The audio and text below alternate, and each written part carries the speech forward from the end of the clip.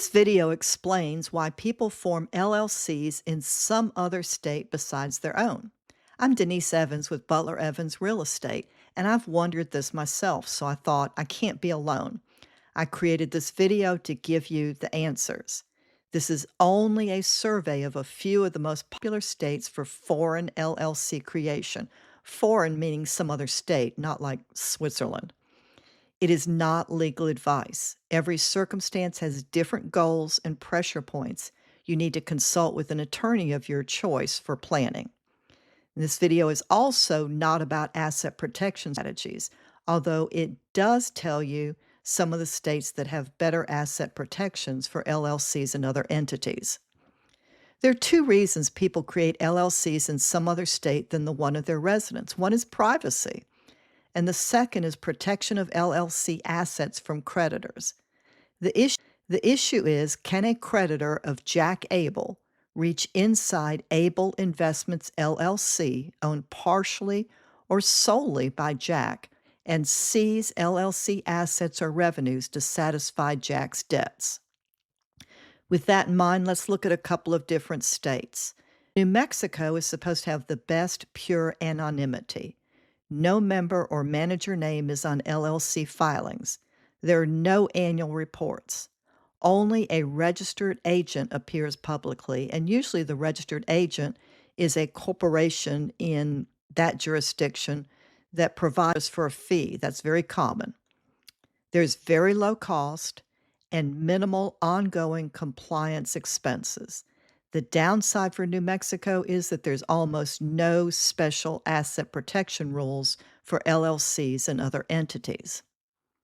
Well, how about Wyoming? Wyoming members, managers are not publicly listed.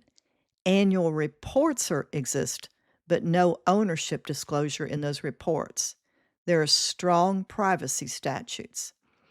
There are better charging order laws than New Mexico for protecting assets. A charging order is like a garnishment is an order to a bank, for example, to turn over money to the creditor instead of to the account holder. A charging order is an order from a judge to an LLC or other entity to pay the creditor instead of making payments to the member or shareholder. A charging order is the exclusive remedy in New Mexico, even for single-member LLCs. Some jurisdictions make a distinction, and it's easier to reach inside an entity and get assets if it's a single owner than it is if there are multiple owners.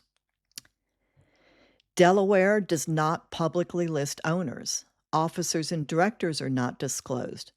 Creditors, meaning lenders, are comfortable with Delaware entities because people have been using that for decades. Creditors don't feel like you're trying to hide something because Delaware has been an entity-friendly jurisdiction for many, many years. In other words, your lender won't see red flags if you have a Delaware LLC.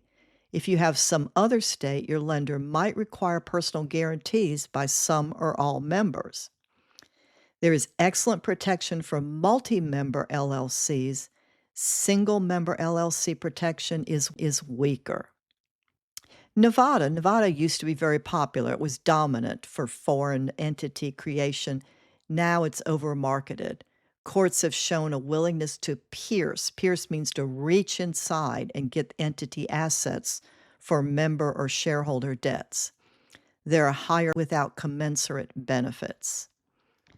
South Dakota has very strong creditor protection statutes, and especially strong when layered with trusts. All of that being said, anonymity is not guaranteed. If that's your most important consideration, even if you have a New Mexico LLC but buy and sell property in Alabama, for example, and sign mortgages for those properties, your signature will appear on those instruments as manager of the LLC. For that reason, some investors have LLC number 1 as the manager of LLC number 2. LLC 2 has the real assets. LLC 1 has a straw person as the only member. This doesn't always work, especially when the lender wants all members to sign mortgages, but it's something to consider. Now, a warning. Your LLC is a foreign LLC, meaning not organized in the state in which it owns property or does business. It will need to file documents in the local state in order to qualify to do business there. That might or might not require disclosure of member names and officer names. A spot check of foreign entity registrations, usually on the Secretary of State or Division of Corporations website for the state, will tell you how much information it's disclosed. Well, thank you. If you like this, please subscribe to my channel. It's all about real world issues, not legal or financial theory. If you've got a